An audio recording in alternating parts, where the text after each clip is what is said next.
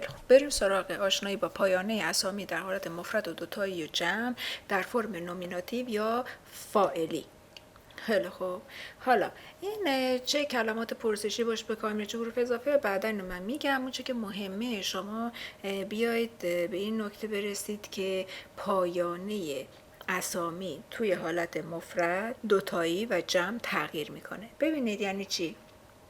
تو فارسی من میگم میز، بعد میگم میزها، دیگه دو تا حالت بیشتر نداره، یا مفرده یا جمعه. توی زبان اسلوونیایی نه تنها این که مهمه که شما میگید میز یا دو تا میز یا سه تا میز یا بیشتر، یعنی میز و دو تا میز و میزها، بلکه مهمه که اون میز جنسیتش چیه.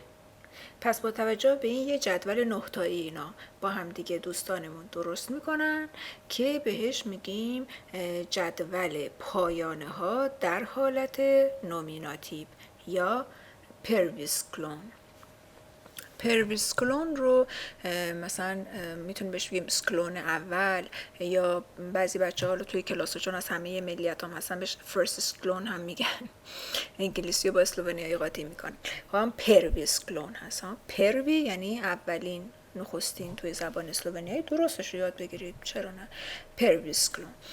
ببینید من میگم میزا، اگه یک میزه میشه میزا، اگه دو تا میزه میشه میزی، اگه چند تا میزه میشه میزه. میزا، میزی، میزه. خب این حالت چیه؟ آفرین، این حالت مؤنثه. پارک.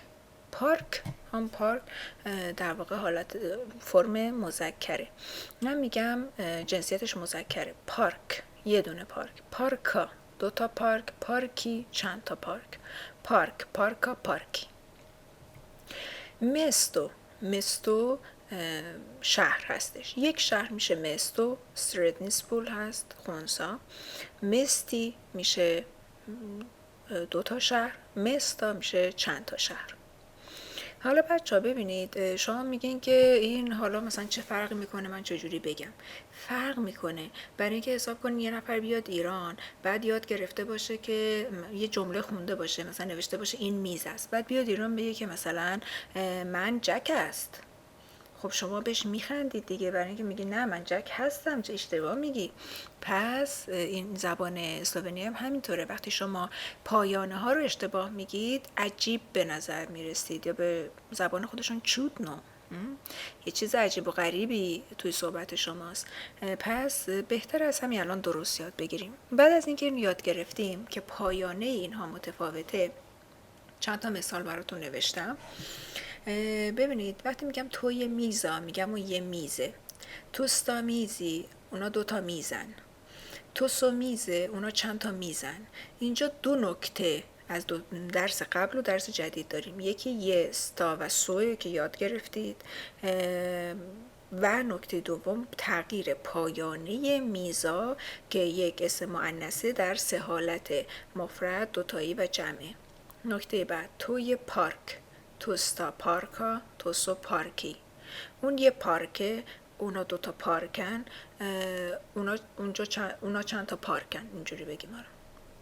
وقتی که من میگم که اینجا پارک در اسم در واقع مذکره، توی حالت مفرد دوتایی جمع فرق میکنه. توی مستو، اون یه شهره. تو ستا مستی، اونو دو تا شهرن. تو سو مستا، اونا چند تا شهرن. پس در این صورت در حالت مستو که سردنیسپول یا خونساز در فرم مفرد دوتایی جمع فرق میکنه. جدولش رو هم ارائه میکنم همین الان. خیلی خوب بچه ها، پس این جدول نومیناتیو هستش یا همون پرویسکلون ها در حالت ادنینا، دبوینا و منوژینا، در حالت مشکی، ژنسکی و سردنیسپول. چون این مشک ام هستش، این هم باز ام هست. منوژینا اینو با بزرگ نوشتم، اینو با کوچیک که حرف کوچیک که شما متوجه بشید. خب پایانش رو همطوری حفظ کنید. این پایانا خیلی مهمن، برای اینکه من بعدا بهتون الاگ مواردی رو که درس میدم همش رجوع میکنم به این جدول.